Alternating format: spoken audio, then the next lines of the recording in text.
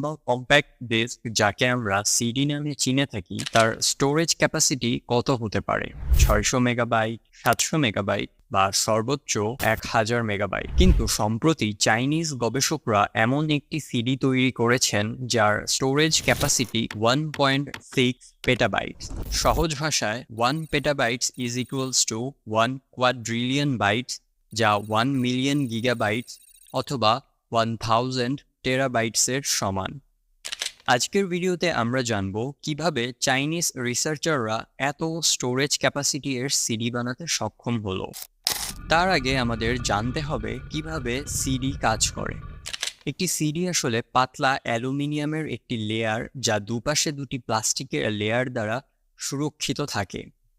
এই অ্যালুমিনিয়ামের পাতলা স্তরটির উপরে ফ্ল্যাট অর্থাৎ সমান অংশ থাকে এবং পিটস অর্থাৎ গর্তযুক্ত অংশ থাকে।